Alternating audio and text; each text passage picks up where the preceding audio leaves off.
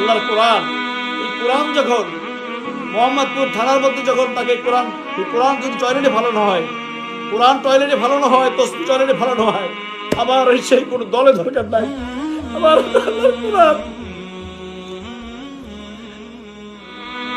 দিন কিন্তু এভাবে যাবে না। বাংলাদেশের মাটিতে আওয়ামী লীগ থাকবে না, আমরা থাকবো, আল্লাহর কোরআন থাকবে, রসুলের হাদিস থাকবে, এই আবু জাহেল উত্তরসূরি থাকবে না। তখন কিন্তু আপনাদের খবর আছে, বলে দিলাম আজকে। আমি দেশবাসী সকলের কাছে বলছি, যে যে দরবারে হন না কেন, যে যে মতের হন না কেন, যে যে পথের হন না কেন, আল ওলামা ওয়ারাসাতুল আম্বিয়া, আলেমরা নবীর ওয়ারিস। সেই সূত্র ধরে আমি বলছি, আমি ক্ষুদ্র একজন আলেম সেই হিসেবে আল্লাহ মামুনুল হকের পক্ষে কথা বলছি। আমাদের দল বাংলাদেশ জাতীয়তাবাদী দল বিএনপির যারা দেখছেন, লাইভ দেখছেন, দেখবেন, তাদের সকলকে উদ্দেশ্য করে বলছি, যারা রোজা রাখবেন, রোজা রাখেন, তাদের সকলকে দুই হাত তুলে দোয়া করেন আল্লাহর দরবার। সাহেবদেরকে যদি মেরে ফেলে আমাদের দেশে আলেমের অভাব হবে। দেখেন এক একজন আলেম, আল্লামা জুনায়েদ হাবিবে তারা হ্যান্ডকাপ নিয়ে আসছে, কিন্তু মামুনুল হক সাহেবকে যেভাবে গতকালকে যা করেছেন, পৃথিবীতে কোনো মানুষ, পৃথিবীতে আবু জাহেলও করে নাই মনে হয়, এইগুলো আবু জাহেলও করে নাই। গতকাল রাত্রে থেকে সেহরি খেতে দেয় নাই, ইফতার করতে দেয় নাই। আমাদের সংবিধান কোরআন, এই কোরআন যদি টয়লেটে ফেলায় বাংলাদেশের মতো জায়গায়,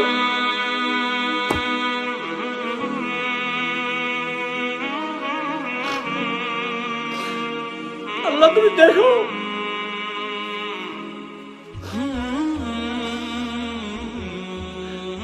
আমার কোরআন, আল্লাহর কোরআন, আমার সংবিধান, এই কোরআন যদি টয়লেটে ফেলায়,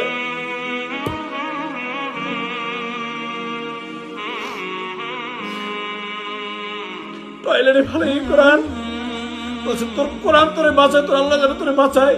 এই কথা বলছে ইকবাল হোসেন, যেই লোক, সুনীল চন্দ্র রায়, তারা যেভাবে তাকে যেই বলছে আপনি কোরআনের ব্যাপার, কোরআন যেই টয়লেটে ফেলাইছে মামুনুল হক, দুই হাত বাঁধা, দুই পা বাঁধা, চিৎকার করে সে বলছে, আমার কোরআন দেন আমাকে, আমার আল্লাহর কোরআন টয়লেটে ফেলেন না। তখন তাকে পিটাতে রক্তাক্ত করেছে। কাজেই আমি সকলকে বলবো, কোরআন আমাদের সংবিধান, কোরআন আল্লাহর কোরআন, আল্লাহর কিতাব, এইটাই আমাদের মূল। এই কোরআন যদি টয়লেটে ফেলায়, একজন আলেমের হাত থেকে কোরআন শরীফ টয়লেটে ফেলায়, তসবিহ টয়লেটে ফেলায়, গ্রেপ্তারের নামে যা করছে, আমি সকলকে বলবো, দেশবাসী সকলকে বলছি, এখন যে অবস্থা হচ্ছে, আমাদের কাউকে ছাড় দিবে না। আমরা যারা বিএনপি করি, যারা জামাত ইসলাম করেন, শশিনের মুরিদ, চরমনের মুরিদ, খেলাফত মজলিস, ইসলামী ঐক্যজোট, যে যেখানে আছেন, আওয়ামী লীগ ছাড়া যে যেখানে আছেন, যারা মুসলমান আছেন, তাদের সকলকে বলছি, আল্লাহর রাস্তে পায়ে হাত দিয়ে বলি, এই মুহূর্তে যে দলের হন না কেন, আলেমদেরকে বাঁচান। আল ওলামা ওয়ারাসাতুল আম্বিয়া, আলেমরা নবীদের ওয়ারিস। আপনি যদি মারা যান, আপনার জানাজা পড়াইতে একজন আলেম লাগে, একজন হুজুর লাগে। আপনি জন্ম হতে তখন আজান দিতে হুজুর লাগে, আপনার বিবাহ করাতে একজন হুজুর লাগে। এখন সেই সব হুজুরদের উপরে যেসব প্রচার করছে, তারা হাদিয়ে মিল্লাত, হাদিয়ে জামান, রসুলের আওলাদ, রসুলের ওয়ারিস, তাদের উপরে যারা অত্যাচার নির্যাতন করছে, সেই নির্যাতন তো নির্যাতন, মানসিক নির্যাতন। কোরআন শরীফ যখন টয়লেটে ফালায়, তসবিহ যখন টয়লেটে ফালায়, তিনি যখন বলেছেন আমার কোরআন দেন আমাকে, তখন কোরআনের তাকে তার গায়ের উপর পেশাব, আরো অনেক কথা বলার মতো না, তাকে পেশাব করে বলছে, পানির পরিবর্তে পেশাব দিয়েছিল তাকে, যে তাজ্জুব হয়ে গেছে, কোন দেশ। এই হচ্ছে গতকালকে মামুনুল হকের উপর অবস্থা, নির্যাতনের অবস্থা। আরো কিছু করছে, তাকে উলঙ্গ করে, তার উপরে, তার পুরুষ অঙ্গের উপরে যে টর্চার করেছে, আমাকে যে অফিসার বলেছে, ওগুলো সব বলতে পারছি না আমি।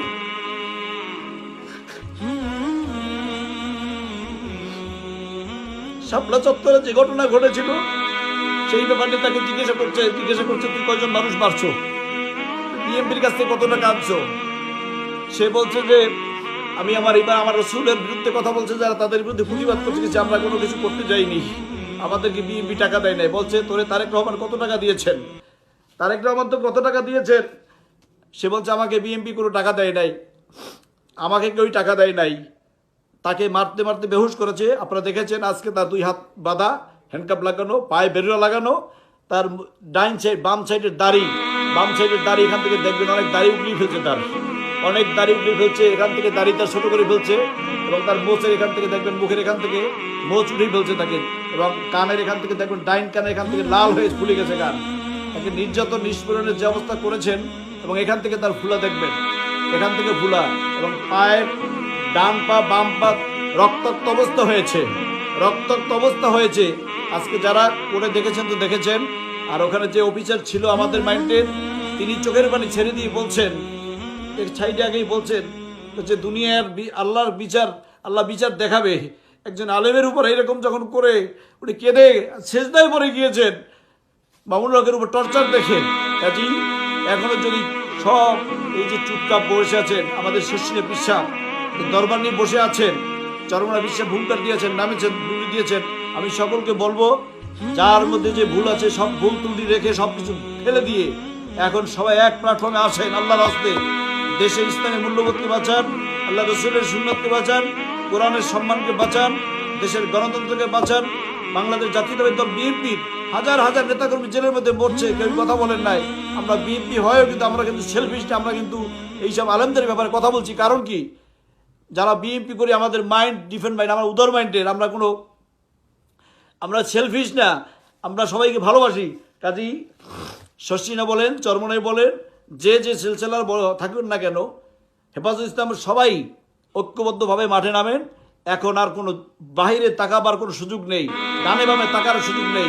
আজকে মামুনুল হক সাহেবকে ধরছে, জুনায়েদ আল হাবিবকে ধরছে, মাওলানা সাইদি সাহেব 12 বছর জেলে, দেশমাতা বেগম খালেদা জিয়া জেলে, দেশনায়ক তারেক রহমানের বিরুদ্ধে মামলা।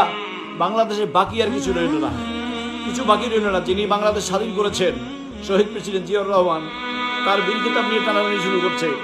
দেশমাতা বেগম খালেদা জিয়া 3 বারের প্রধানমন্ত্রী, শহীদ প্রেসিডেন্ট জিয়াউর রহমানের স্ত্রী, একজন বাংলাদেশের প্রথম প্রেসিডেন্ট স্ত্রী, স্বাধীনতা ঘোষকের স্ত্রী, তাকে 3 বছর মামলায় সাজা দিয়ে 3 বছর আগে দেখছেন আপনারা। করোনা ভাইরাস আক্রান্ত করেছে, তাকে কোনো ট্রিটমেন্ট দিচ্ছে না। মামুনুল হক সহ যাদেরকে গ্রেপ্তার করা হয়েছে, বাংলাদেশে যাদেরকে গ্রেপ্তার করা হয়েছে, আপনি মনে করবেন না যে আপনাকে ছাড় দিবে। কাজী এখনো সময় আছে, সকল ঐক্যবদ্ধ মাঠে নামেন, না হয় কিন্তু কপালে ভোগ আছে, সবাইয়ের কপালে ভোগ আছে। কাজী এই মুহূর্তে দরকার সবাইকে, এই মুহূর্তে দরকার হলো সবাইকে মাঠে নামা। আর আমি সকলের কাছে আল্লামা মামুনুল হকের জন্য দোয়া চাই। ওনাকে যে আজকে টর্চার করেছে, আমি তার যে পুলিশ অফিসার আমাকে বলেছে, আমাকে নাম বলতে না কসম করেছে, নাম বলতে না বলছে, আমি বলছি মামুনুল হককে বাঁচাতে হলে এখন আপনাদের সকলের পাশে নামতে হবে। কারণ হলো এরা যদি এইসব আলেমদেরকে মারতে পারে, আপনি মনে করবেন না যে চরমনাই এলাকাতে ছাড় দেবে। শশীনার ওই মঞ্চে গিয়ে বক্তব্য দিয়েছে, মনে করেন শশীনাকে ছাড় দেবে, মোটেই না। আগামী কয়েকদিনের মধ্যে নিয়ে আসছেন দুর্নীতি দমন কমিশন দুদক দিয়ে মামলা দিচ্ছে চরমনাই এবং শশীনের বিরুদ্ধে। মামুনুল হকের গতকালকে যে মায়ের দিয়েছে, তিনি তো ইয়াং মানুষ, তার অবস্থায় তাকে তার হাত থেকে কোরআন শরীফ নিয়ে সেই কোরআন শরীফ ফেলাইছে টয়লেটে, তসবি টয়লেটে ফেলাইছে, তাকে রক্তাক্ত করেছে। তার মানে মনে করেন না কাউকে ছাড় দিই, বাংলাদেশের কোনো আলেমকে ছাড় দেবে না। এবং আমি যাদেরকে নাম বলছি তাদের ছবি সহ আমি 2-1 দিনের ভিতরে আপনাদেরকে দেখাবো। এই একটা লোকও মুসলমান না। এই যে দিবাশিস রায়তে আমি নামি হিন্দু এবং বাংলাদেশের নাগরিকই না। ইকবাল হোসেন, তার মোস ফ্রান্স কাটিং দাড়ি লাগে যেন সে কোন দেশি আল্লাহু আলামু, পাসপোর্ট ইন্ডিয়ান পাসপোর্ট। সুনীল চন্দ্র রায় এবং হারুন রশিদ জয়, এই 4 জনে তাকে নির্যাতন করেছেন। এই 4 জনের ছবি সহ আমি আপনাদেরকে দেখাবো। এবং এই অবস্থা চলছে গ্রেপ্তারের নামে, নির্যাতনের। কালকে তাকে কত সুন্দরভাবে গ্রেপ্তার করে নিয়ে গেছে। সেই লোকটা 2 ঘন্টা পর থেকে এখন পর্যন্ত সে হয়তোবা তাকে এই জিন্দিগিতে আর কোনো কথা বলার মন তার স্কোপ থাকবে না, এই অবস্থা তাকে করে ফেলছে। আমার সবচাইতে বেশি কষ্ট লাগছে, একজন মামুনুল হক না, হাজার মামুনুল হক চলে যাক, হাজারো শামীম চলে যাক, তা আসে যায় না কিছু।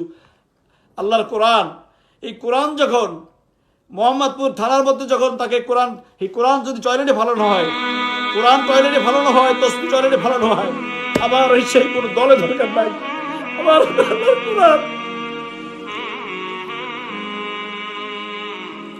রাসূলের হাদিস, রাসূলের সুন্নাতের উপরে যখন আঘাত দিয়েছেন, আল্লাহর কোরআনের উপর আঘাত দিয়েছেন, রক্তক্ষরণ হচ্ছে। কাজে এখন আর কারো বসে থাকার সুযোগ নাই। আল্লাহ রাসূল সকলকে বলছে, সকাল যে যেখানে আছেন সেখান থেকে মাঠে নামুন।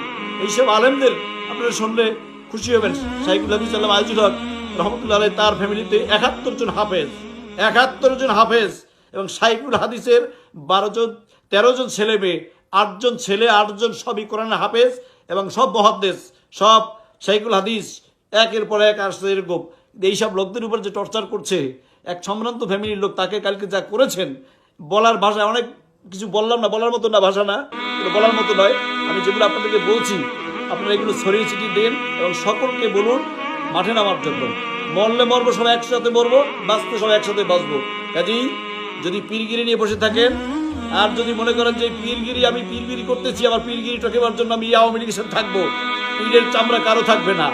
কাজেই আমি আবারও বলছি, শর্ষিনা এবং চরমনাইকে বারবার আমি ইঙ্গিত করে বলছি এই কারণে, শর্ষিনার দরবার হক দরবার, সেই দরবারের ভিতরে এই ধুন্যার ছোঁয়া লাগাবার জন্য এই বাতিল পক্ষ ঢুকে গিয়ে এখন আমাদের দরবারকে নস্যাৎ করার জন্য যে প্ল্যান করেছেন, আমি হুজুরকে বলছি, বারবার বলছি, তার জামাই নুরুর রহমান বেগকে বলেছি কদিন আগে, যখন বলেছি আমি তখন তিনি বলছেন মামা দেখবো, কিন্তু এখন যে অবস্থা হচ্ছে মাঠে নামা ছাড়া কোনো উপায় নেই।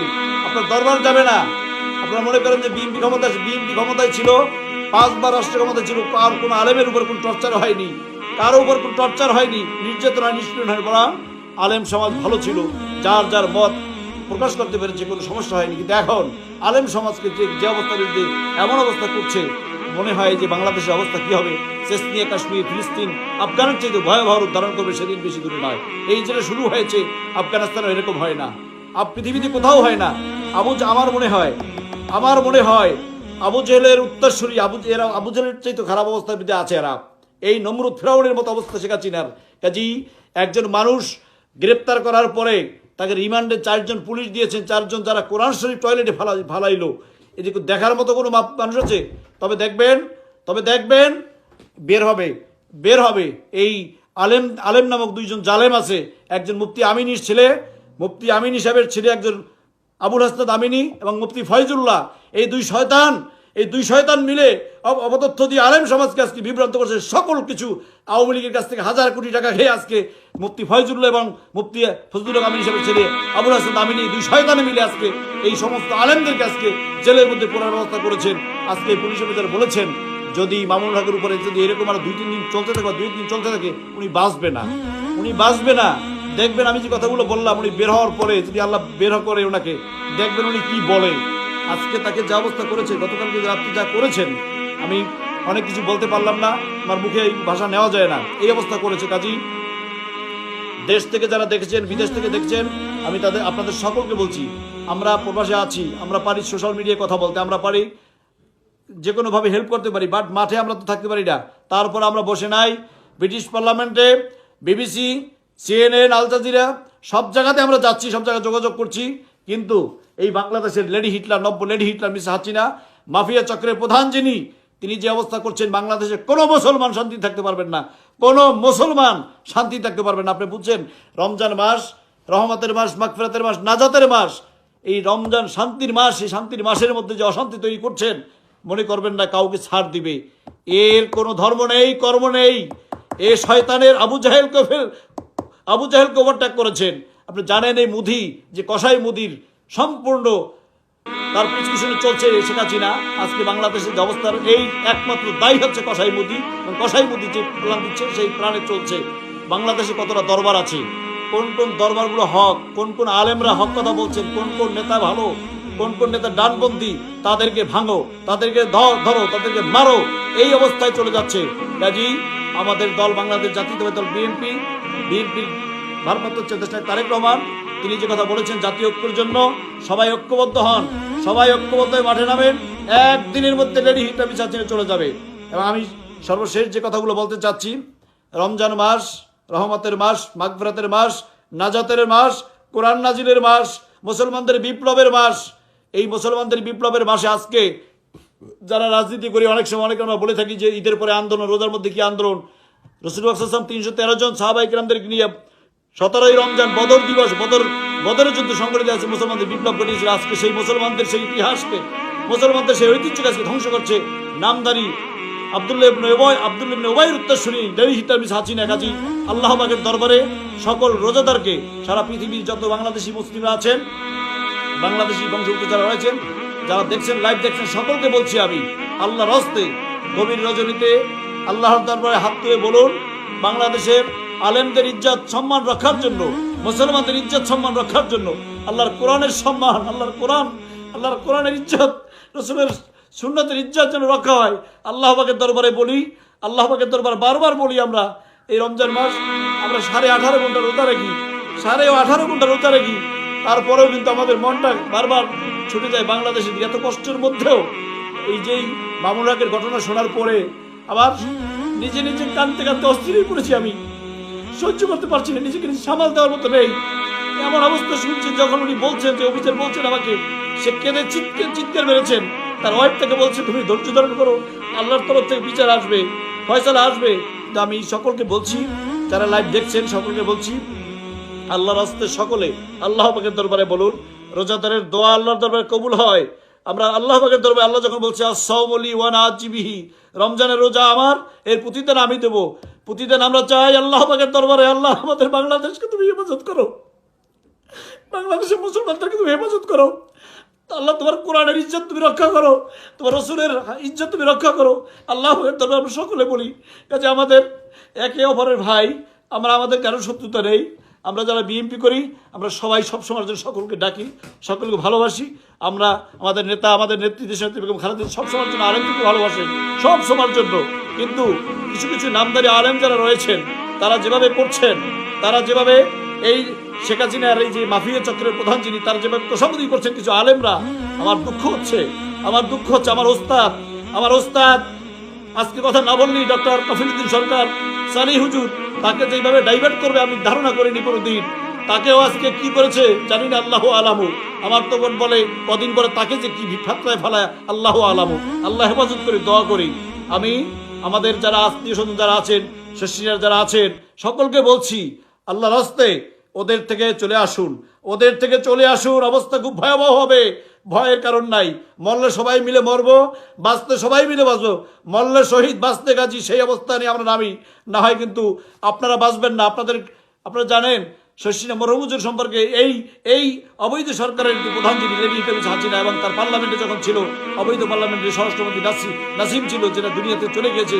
আমাদের মরহুজুর সম্পর্কে বলছিল যে কবরের তল থেকে লাশ উঠিয়ে হাড্ডি কাটি উঠে তার ফাঁসি কেসে ঝুলাতে হবে। আজ যদি তার নাতি হোসাইন যখন তাদের দরবারে সরাসরি মাহফিলের মঞ্চে যখন ওদের তোষামোদি করে এই মাফিয়া চক্রের প্রধান আবু জাহেল উত্তরসূরিদের ব্যাপারে কষ্ট হচ্ছে, আমি সকলকে বলছি দিন কিন্তু এভাবে যাবে না।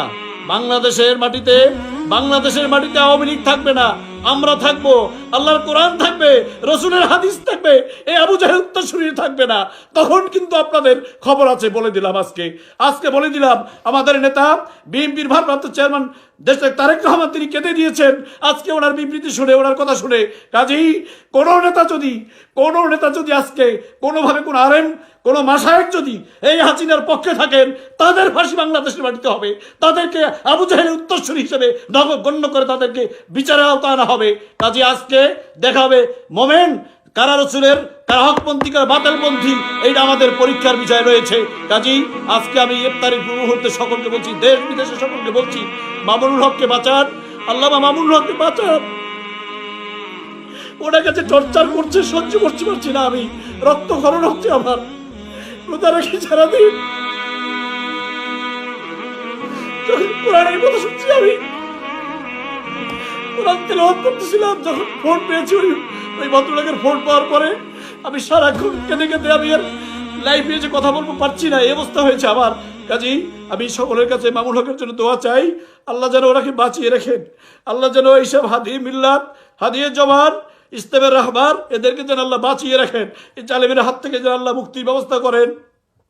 আমরা সকলে আন্দোলন সংগ্রামের মাধ্যমে এই জেলের তালা ভাঙ্গে মামুন হককে বের করব। আল্লাহ আমাদের সকলকে সেই তৌফিক দান করুক।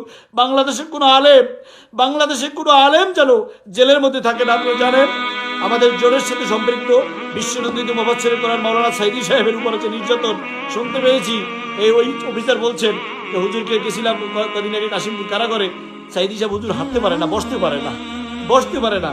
আমি জিজ্ঞাসা করলাম, স্যার উনি কি রমজান মাসে তারা কিসের লুকআপটার, তারা তো চাচ্ছে সে মারা যাক। এই অবস্থায় একজন বিশ্বনন্দিত মুফাসসির কোরআন, সে তো বয়স্ক মানুষ, 86 বছরের বয়স্ক মানুষ। আল্লামা মামুনুল হক ইয়াং মানুষ, আপনারা দেখেছেন কালকে যেভাবে সে হেঁটে গিয়েছে, তার হাতে একটা তসবি ছিল, সেই তসবি তার জামার পকেটে একটা কোরআন শরীফ ছিল, এরকম একটা কোরআন শরীফ ছিল, সেই কোরআন শরীফ ছিল তার পকেটে, তসবি ছিল তার হাতে। ধরে 2 ঘন্টার পরে তার উপরে যে টর্চার করছে, আমি বারবার কথাটা বলছি যে কোরআন শরীফ টয়লেটে ফেলেছে, কোরআন শরীফ টয়লেটে ফেলেছে, এখনো ঘুমিয়ে থাকবেন আপনারা? এখনো ঘুমিয়ে থাকবেন? আমার মনে হয় না কোনো ব্যক্তি যদি মোমেন হন ঘুমিয়ে থাকতে পারেন না, যদি মুসলমান হন, যদি ঈমান থাকে, তাইলে আপনি ঘুমিয়ে থাকতে আর পারেন না। আপনাকে উচিত হবে আপনার দরবারের গুল্লি মারেন, আপনার দরবার রাখেন, আপনার দরবার দরকার নাই, আপনার ঈমান চাই আগে।